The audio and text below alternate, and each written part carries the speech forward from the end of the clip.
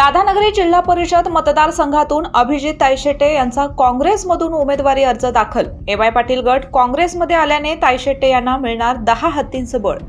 राधानगरी जिल्हा परिषद मतदारसंघात चुरशीची लढत पाहायला मिळत आहे।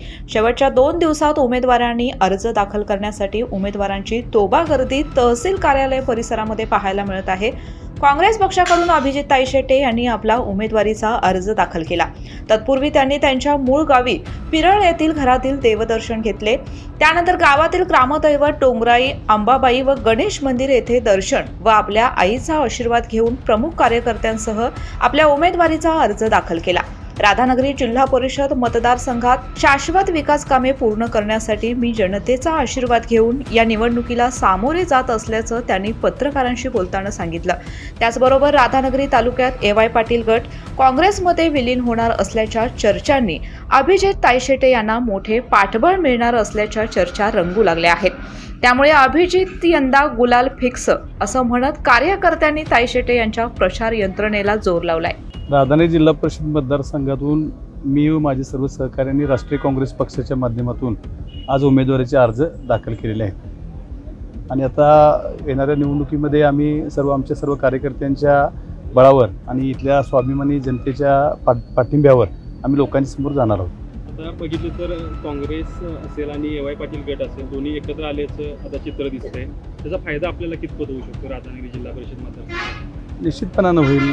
मुळात आमच्या मतदारसंघामध्ये असलेलं राष्ट्रीय काँग्रेस पक्षाचं संघटन आणि मजबूत अशी कार्यकर्त्यांची फळी आणि त्यात ए.वाय. पाटील साहेब यांच्याबरोबर सुद्धा काम करणारे कार्यकर्ते मोठ्या प्रमाणात या मतदारसंघामध्ये असल्यामुळं आम्ही जर सर्वजण एकत्र आलो तर निश्चितपणे सकारात्मक ह्या मतदारसंघामध्ये चित्र निर्माण झालेलं आपल्याला पाहायला मिळेल। आता लोकांच्या गाठीभेटी घेत आहे, लोकांच्या मधून फिरताय आपण, गेले 2 महिने झाले, काय लोकांचा कसा प्रतिसाद आहे? 2 महिने असं नाही, आता गेली 25 वर्षे मी जिल्हा परिषद मतदारसंघाचं प्रतिनिधित्व करतोय वेगवेगळ्या पंचायत समिती जिल्हा परिषद माध्यमातून।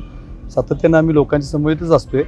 पण या निवडणुकीचं जर बोलायचं झालं तर निश्चितपणानं लोकांना देखील काही सकारात्मक काही चांगलं काम करणाऱ्या उमेदवारांची निश्चितच लोकांना देखील हे वाटत असते आणि या तालुक्यातून आम्ही जे काही आघाडी जे निघालो राष्ट्रीय काँग्रेस पक्षाच्या माध्यमातून सर्वच उमेदवार एक चांगल्या पद्धतीने उमेदवार निवडून आम्ही समोर निवडणुकीला जाणार असल्यामुळं आम्हाला सकारात्मक लोकांचा पाठिंबा मिळेल अशी आम्हाला अपेक्षा आहे। आता ए.वाय. साहेब आपल्यासोबत आल्यामुळे आपल्याला बळ मिळणार का या मतदार? हो, निश्चितच मतदारसंघामध्ये तालुक्यामध्ये ए.वाय. पाटील साहेब हे जुने नेते आहेत या तालुक्यातले आणि त्यांचं देखील कार्यकर्त्यांचं मोठं जाळं या तालुक्यामध्ये आहे। सहकारामध्ये देखील त्यांचं खूप मोठं काम आहे। त्यामुळे त्यांनी आणि राष्ट्रीय काँग्रेस पक्षाचे आमचे सगळे जुने सर्व आम्ही कार्यकर्ते मंडळी आम्ही एकत्र आलो तर निश्चितपणे तालुक्यामध्ये एक अतिशय चांगले सकारात्मक हे होईल।